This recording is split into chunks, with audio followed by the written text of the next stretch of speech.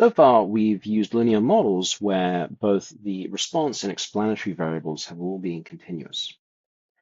But what happens if we want to include an explanatory variable that's not continuous?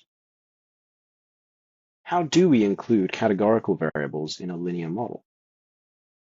So here's an example of a data frame. I've stored it in a variable called cat_df. And the response variable that we're going to be trying to predict is this exam score column at the end. But you can see that one of the possible explanatory variables is this method column, which is definitely categorical.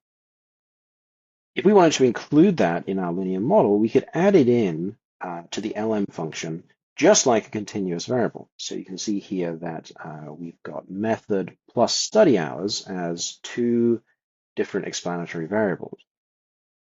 However, only method is categorical. Then we can use the tidy function to display estimates of the coefficients for each of these explanatory variables. So you can see here that at the end we have study hours and we have an estimate of the slope, which is 0.12. But you can see now we have two different coefficients for the method explanatory variable, which was categorical. The reason for this is that there are actually three different categories in this column. There's a category called traditional, there's a category called online, and there's another category called blended. And what the lm function does with categorical explanatory variables is it converts the categories in that variable into their own explanatory variables. So the online category becomes its own variable in the model, where the values are either yes or no, right? Is this particular observation an online method or not? And similarly, we'll have another column for the traditional category where, again, the values will be yes, this is a traditional observation, or no, it's not. One of the categories, however, does not become its own dummy-coded variable. This one is reserved as sort of the baseline category that the others are compared to. So the third category, which was the blended method, is reserved as the baseline. So the two coefficients that we see here, minus 13 and minus 24, those are estimates of how the response variable will be different if, for example, an observation uses the online method, as opposed to if it used the baseline blended method. So we can see that we would estimate a response value that's 13.99 units less than if it was blended.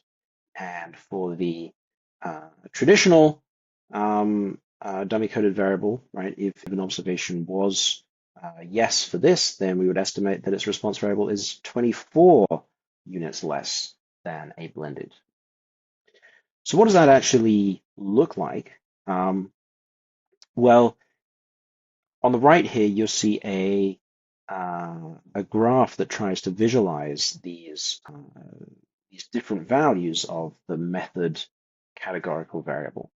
And the red line here represents kind of the baseline linear model, right? So we've got the response variable exam score on the y-axis, the continuous explanatory variable study hours on the x-axis, right?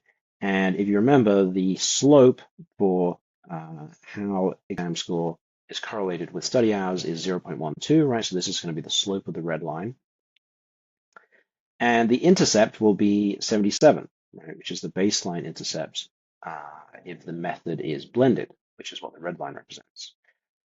Then the green line represents what happens if the method is online, right? And we know that the coefficient here is minus 13.99. So what happens is that the intercept of this green line is lowered by that amount, by 13.99.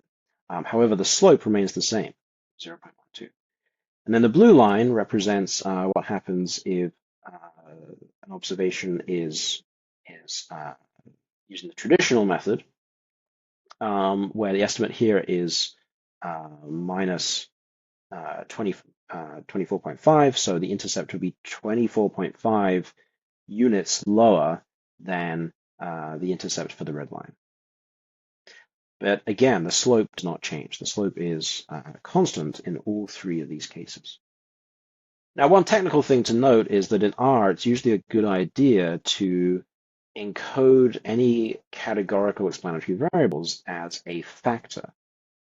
So for example, one reason for this is if you have a variable, a categorical variable that is coded as numbers.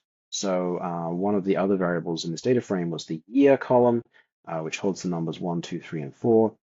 But actually, we might want to treat those as a categorical variable. But if you just leave them as a numerical variable like we see here, then get treated as a continuous variable. If, however, we first convert them to a factor, so here we're doing that inside the mutate function, then when you use the factor version of year, we can see now it becomes dummy coded using year equals 1 as the baseline and the with dummy coded explanatory variables for the other 3 years. Another reason to use to make sure that your explanatory variables are factors is that you then get to specify which of the categories is treated as the baseline, because the first level that's stored in the factor will be used as the baseline by the LM function. So typically, we want to pick the category that we sort of consider to be the sort of standard or comparison against which the other categories should be compared. And the way we can do this is by adding the levels argument inside the factor function when we create a factor, and the first value that we pass inside the vector of values to the levels argument will be treated as the baseline. So we might not want to use blended as our baseline method, right? If this is a data set about how students learn, we might decide, actually, let's use traditional, write an in-person class as kind of the baseline and compare online and blended methods of learning to the traditional method. If you want to see what the current levels of a factor are, you can use the levels function, pass the vector of that column from the data frame to that function, and it will print out the 3 levels in the order that they're currently stored.